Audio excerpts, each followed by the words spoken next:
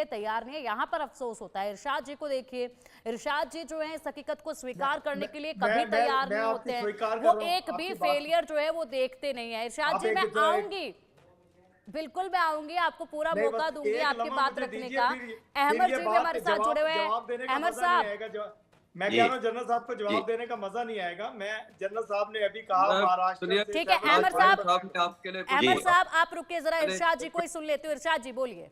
मैं ही कह रहा हूँ जनरल साहब ने अभी कहा महाराष्ट्र से 75% है और यूपी से 25% है। मैंने आपसे अर्ज की, देखिए आप तो डिवाइड करते हैं ना अपनी कौम को। मैंने कहा हमारी फौज में तमाम पाकिस्तानी है, मैंने डिवाइड नहीं किया। मैंने नहीं कहा कि बलूचिस्तान से इतने हैं, सिंध से इतने हैं, पंजाब। मैंने कहा पाकिस्तान की अजीम फौज तमाम पाकिस्तानी है उसमें हिंदू भी हैं मेरी फौज में, सिख भी हैं, बलोची भी हैं, पठान भी हैं, सिंधी भी हैं, पंजाबी भी हैं। आप डिवाइड कीजिए अपनी कौम को, आप डिवाइड कीजिए रहने दीजिए। खैर अहमद जी, कीजिए हिंदुस्तान का, पाकिस्तान की चिंता मत कीजिए। पाकिस्तान को हमने संभालना है, हम संभाल रहे हैं। हमें पता है कि देशद्रोहियों को कैसे मारना है, हम पीओके की चिंता कर रहे हैं, को कैसे खत्म करना है, पीओके की चिंता कर रहे हैं, हम अपने पीओके की चिंता कर रहे हैं। मैं कह रहा हूँ अपनी चिंता कीजिए, अपने मुल्क को संभालिए आप। हमें जम्मू कश्मीर की चिंता थी, वो चिंता खत्म हुई, अब पीओके की चिंता है हमें। पिंकी जी मुझे बोलने देंगे आप चिंता कीजिए, मकबूजा कश्मीर की जो आजाद कराएंगे कश्मीरी आपसे। मुझे जरा बोलने देंगे 2 मिनट? जी बताइए। जी जी अहमद साहब बोलिए।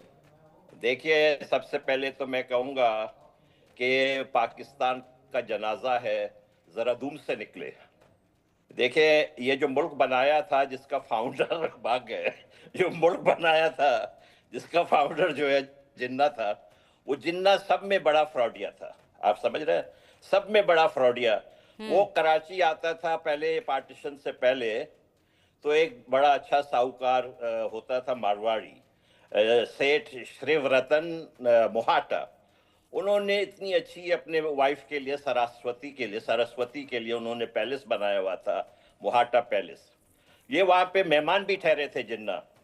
फिर जैसे पाकिस्तान बना, उन्होंने उससे कहा ये मेरा घर है। आप समझ रहे हैं, आप लोगों को पता नहीं पता है या इस बात का नहीं, जिन्ना ने उस मारवाड़ी हिंदू के घर पे कब्जा कर लिया और उसी घर में उसकी बहन को अयूब खान ने 1967 जुलाई के महीने में कत्ल करवाया। उसके ऊपर कर्मा आ गया। अच्छा, आपके कश्मीर में 2 हफ्ते के बाद पाकिस्तान बनने, ये अंग्रेज ने जो पाकिस्तान बनाया, मुसीबत खड़ा किया, उसके 2 हफ्ते के बाद इन्होंने आपके कश्मीर में ऑपरेशन गुलमर्ग शुरू किया। समझ रहे? अच्छा, उसके कोई 7.5 महीने बाद आज के दिन, आज का काला दिन है 27 मार्च 1948 को, इन्होंने आके बलूचिस्तान पे जिन्ना के कहने पे चढ़ाई की और उन्होंने प्रेस सेंसरशिप लगाई। अब आप देखें, हम आपके हिंदुस्तान के ये मीडिया का हम इंतहाई ज्यादा शुक्रगुजार हैं कि वो हमें ये मौका देते हैं कि हम ये सही कहानी बताएं। पाकिस्तान की मीडिया हमें बुलाती ही नहीं है, हमारा पूरा सेंसर किया हुआ है। भाई हमारी राय तो क्योंकि हकीकत देखने की हिम्मत नहीं है ना अहमद साहब, हकीकत देखने की हिम्मत नहीं है, हकीकत सुनने की हिम्मत नहीं है, इसलिए नहीं बुलाया जाता है।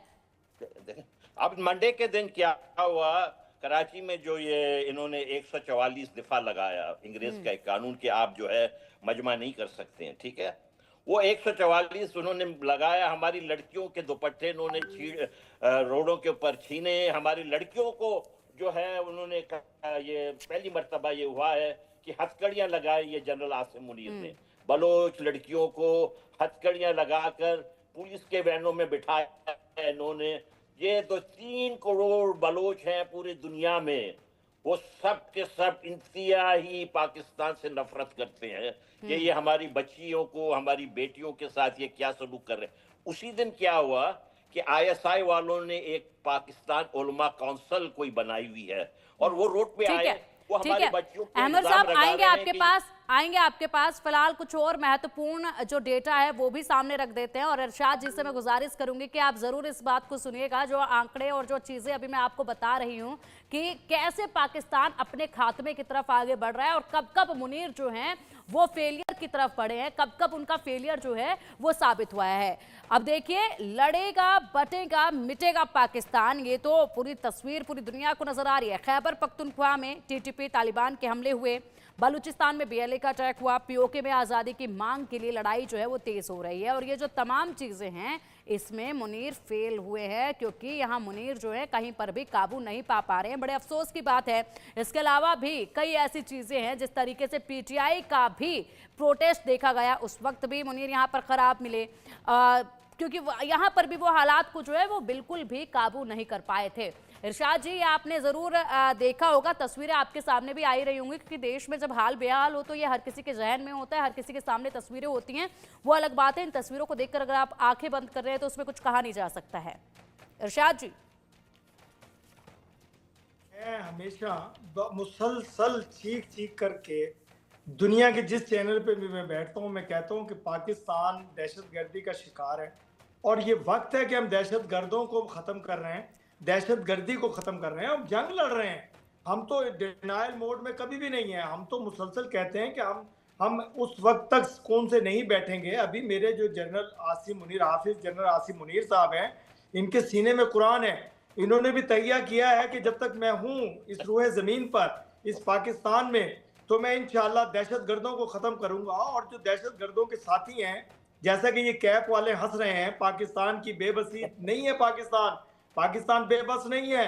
पाकिस्तान मारेगा उनको, उन दहशतगर्दों के साथियों को। हंस लीजिए आप, वक्त आएगा आप पे इंशाल्लाह, और सबूत देंगे हम आपको कि आपके साथ क्या हुआ। क्या बात कर रहे हैं इरशाद जी, आप उन्हें कह रहे हैं वक्त आएगा। अभी तो कुछ दिन पहले आप कह रहे थे कि बलूचिस्तान के तमाम जो लोग हैं वो हमारे भाई बहन हैं, हम उन्हें बड़े प्रेम से रखते हैं। अब आप उन्हें चैलेंज कर रहे हैं कि आपका वक्त आएगा। क्या बात कर रहे हो आप? बदल रहे हो, खुद ही धमकी दे रहे हो। ये तो आपके भाई बहन है, इनको धमकी कैसे दे सकते हो इरशाद जी आप? अपने चैनल के थ्रू मत किया कीजिए। मैं कह रहा हूँ जो दहशत, ठीक है इरशाद जी, आप स्वीकार नहीं कर पा रहे हालात पर, आपको मैं कुछ चीजें बताना चाहूंगी। इरशाद जी, मुझे बस एक सेकंड दीजिए, मैं आपको कुछ चीजें बताना चाहूंगी। इरशाद जी, बस एक सेकंड। कह रहा हूं, बलोच मेरी इज्जत है, मेरी शान है, मेरा मान है, पाकिस्तान की शान है। सबके लिए उनका देश, उनकी इज्जत, उनकी आन बान शान होता है, आपके लिए भी है। इसके लिए हम आपकी तारीफ करते हैं और ये बहुत अच्छी बात है।